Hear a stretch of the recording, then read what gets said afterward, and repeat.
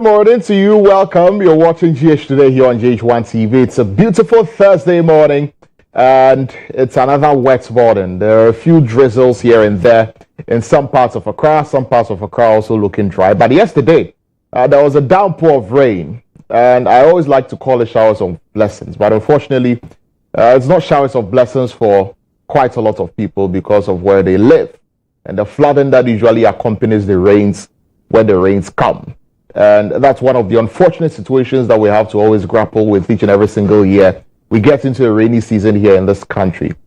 So instead of being happy that the rains have come, that we're going to get our crops growing, that they are blessings, we begin to worry about where it's going to get flooded, who could potentially be trapped in their house because their house is flooded, storm drains that are going to overflow, among other things. It's a big problem. We always talk about it and what we need to do to deal with it, but seemingly we are unable to. And until such a time we take the steps that we know are necessary to deal with these things, I will always see the rains come down, and instead of smiling that God is blessing us with rain, we'll be crying because the rain is going to cause flooding. We don't want that to happen. And I've said it time without number here on this network that, look, we already know the conversations, we know what to do to deal with the flooding situation. So let's do it. It's really as simple as that. The solutions have been repeated over and over and over again. And we don't need to belabor it, but perhaps we need to continue to hammer on it. Buildings in waterways should be demolished. The filth that chokes our gutters should not be there. The rivers that need to be dredged need to be dredged. Okay? And the proper drains that need to be constructed need to be constructed. And the money that needs to go to the Ministry of Works and Housing to do the necessary work to stop flooding should stop. Should go. Really, it's not rocket science. The steps that need to be taken, but sometimes the will to do it is just lacking. And that's what is sad about this country, that a lot of the times the will to do the things that are necessary to make our lives better, it's not there. But anyway, we move on. My name is Lantam Papanko. And I'm excited that I have the opportunity to serve you breakfast this morning here on GHToday. We're on till it's 9 a.m. I'm excited about the show today because of all the things that we've got to talk about. As always, we've got some very interesting conversations coming your way between now and 9 a.m. And we want you to be a part of it. So join us on Facebook and Instagram and Twitter. Maybe Threads. Very soon you'll see GHOne TV on the Threads platform. I'm pretty sure we may already have an account.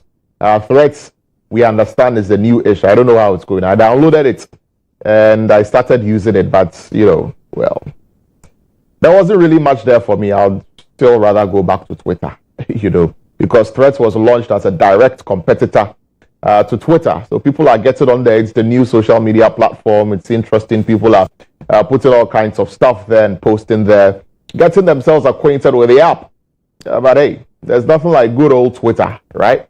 So that's where you should join us at GHOne TV. That's the handle. Look for us and let's have a conversation there. Of course, on Instagram as well, which has its offshoots as Threads. Get on Instagram at GHOne TV. And of course, good old Facebook.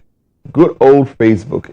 Get interactive with us there as well. In fact, on Facebook, we do a live stream of the show every morning. And so you can catch us everywhere that you go.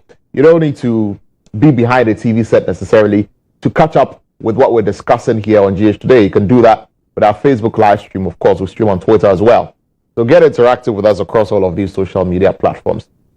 If you want to follow me on social media, it's Lantam Papanko across Facebook, Instagram, and Twitter. Let's get interactive. In fact, on Twitter, the handle is at Lantam with a double T. So do take note of that. But of course, on Instagram and Twitter, look for Lantam Papanko. The issues surrounding the alleged plot to remove the IGP, those issues are still trending.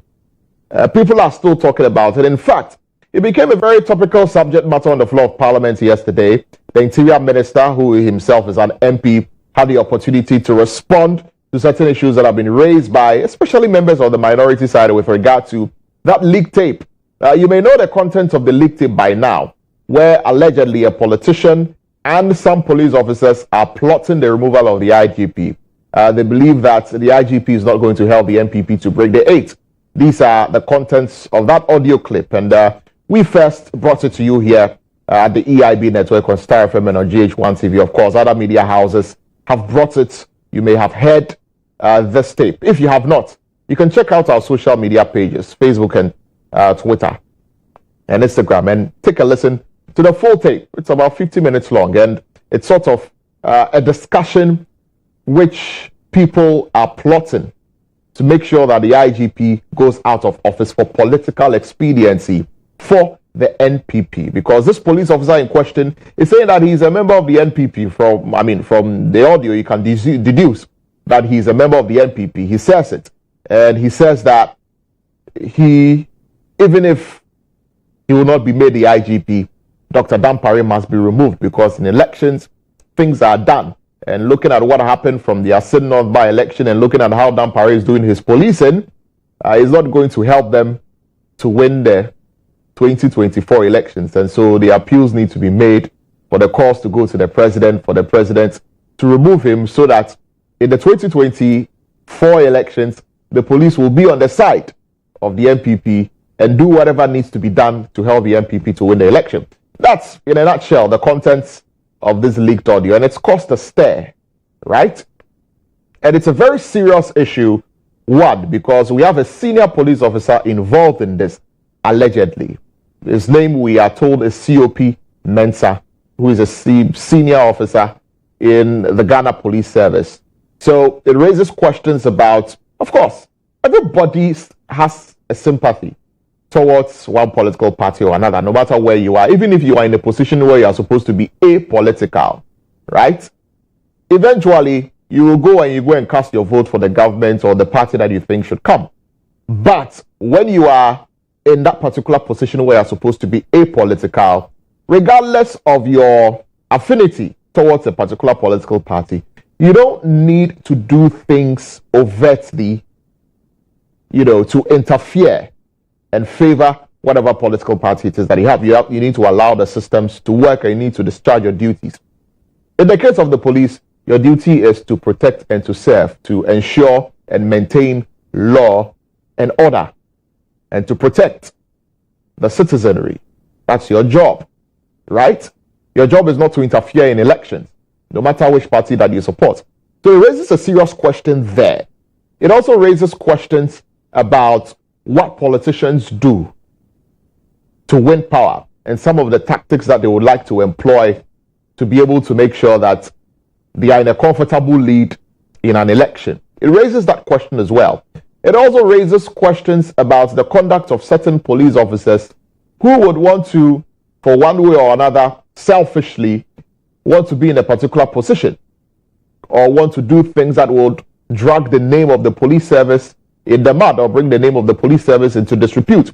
For a long time in this country, the Ghana Police Service has not had a very good image. We all admit it, because you and I have all had encounters with the police that are very bad. We've had encounters with police, and police have behaved in a very unprofessional manner, right? So the image of the Ghana Police Service has left much to be desired for a very long time. But since Dr. Dampare took over from the Ghana Police Service, he's taking steps. You can see evidently and very clearly that this man is taking steps to ensure that the image of the police is boosted, that the image of the police is transformed, that people begin to have more trust and more confidence in the police. And you can clearly see the work that he's doing with making sure that police are more visible, with making sure that the police are always updating the public with regard to whatever investigation they are doing, getting to the bottom of issues, among other things. And so gradually, people are beginning to see the police in a different light. So if this comes out and there is someone in there, in the service, who is trying to do these things, it goes a long way to bring down the image of the police as well. Now, one other angle of this is that calls are there for the president to speak on this matter, right? Because the president is the appointing authority. So if the president is the one who puts Dr. Dampare there, and there is a leaked audio and a plot allegedly to help the NPP win power and to remove the IGP, it's incumbent on the president, who is the commander-in-chief of the Ghana Armed Forces, essentially the appointing authority. He can appoint, he can disappoint, right? So if he is the one who appointed the IGP, perhaps he should let Ghanaians know that, look, no one has any intention of rigging any election. No one has any intention of removing the IGP. And that audio is going to be investigated fully. People are calling on the president to speak. Should the president speak?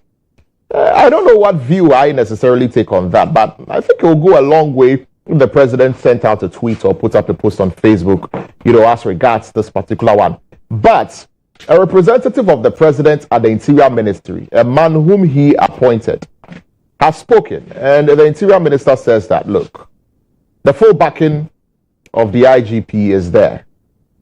There is no plan, and no one is trying to take the IGP out of office. No one is trying to do that. There were calls for an investigation. The Minister of Interior dismissed it.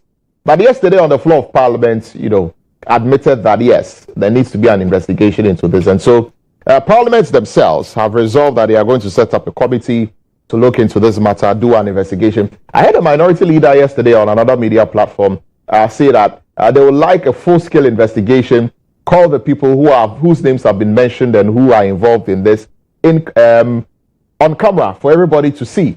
And the probe should be done publicly. As to whether or not that is going to happen, we are yet to see. But Parliament definitely have given every indication.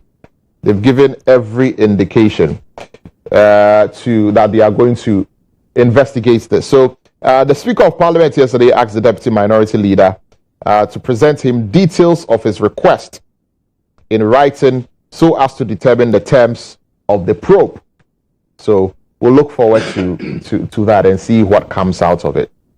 Serious issues here. It's one of the issues that we'll get into during the breakfast review segments, which will be coming up pretty shortly. And I'll have to take you through the headlines of the newspapers. I've got the newspapers here, so let me just quickly take you through the headlines of the newspapers right before we get into the rest of our conversations. Daily Graphic newspaper, front page this morning. ECOWAS court okays a Japa deal. So this is what it's saying.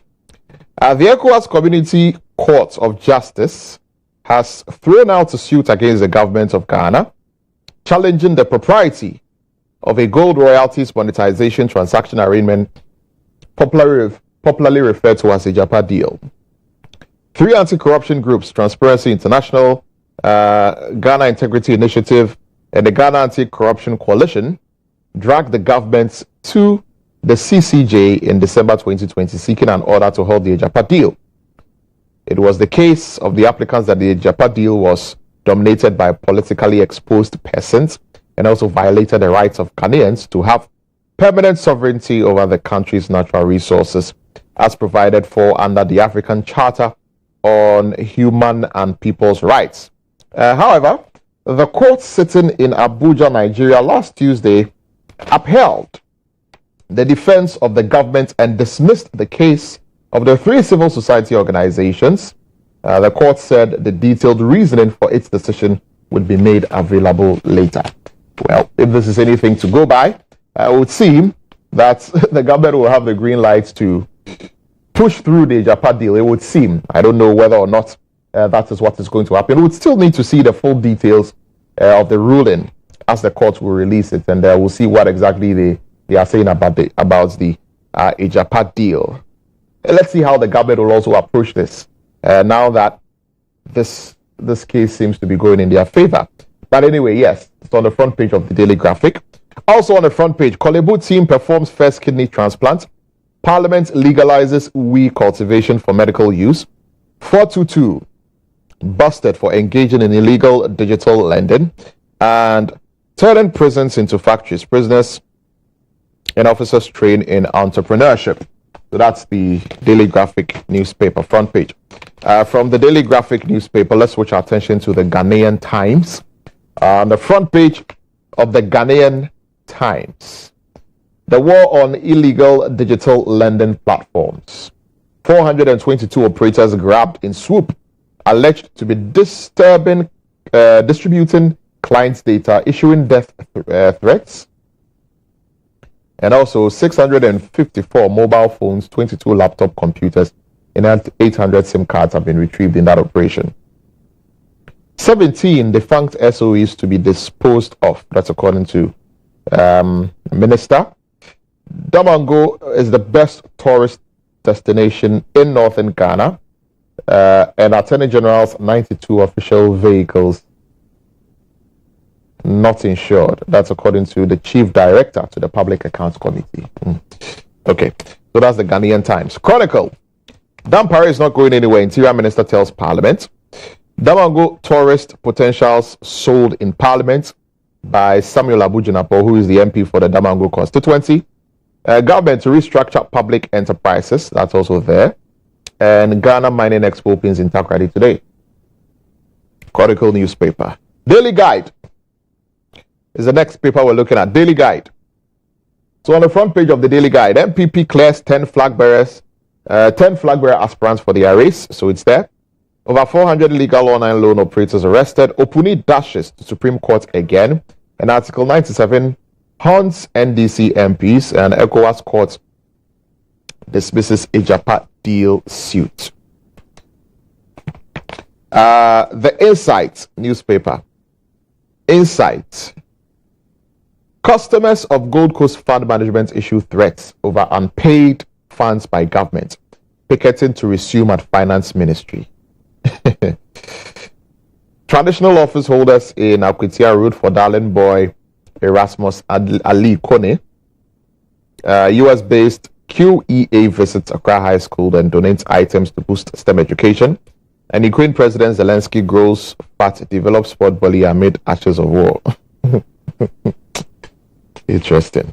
Anyway, so that's what's there on the front page of the Insight newspaper. Let's look at the Daily Dispatch. On the Daily Dispatch today, the MPP Super Delegates Congress, which 5 of these candidates will be elected for November 4 vote. So 10 of them have all been cleared to contest in the Super Delegates Congress, which will whittle the number down to 5. Dr. Baumia Kennedy Japong, Alan Chamanting, Joe Gate, Dr. Kunedu Apreku, Dr. Freya Koto, Mr. Dainimo, Mr. Boachi Jako, Kwabele Japong, and Kojopoku. All of them have been cleared. Come to Damongo. It's the #1 tourist destination in northern Ghana. That's according to Abujinapo, is the MP for the area. We owe suppliers. We will pay them by July. That's according to the Buffer Stock CEO. An MPP's 2024 slot. All aspirants are competent, but Baumia is super competent. That's according to majority leader, I beg your pardon, majority leader, and MP for Swami, Oseche Mensah-Bonsu. So that's it for the newspaper headlines. Do stay tuned. When we return, the breakfast review will be on.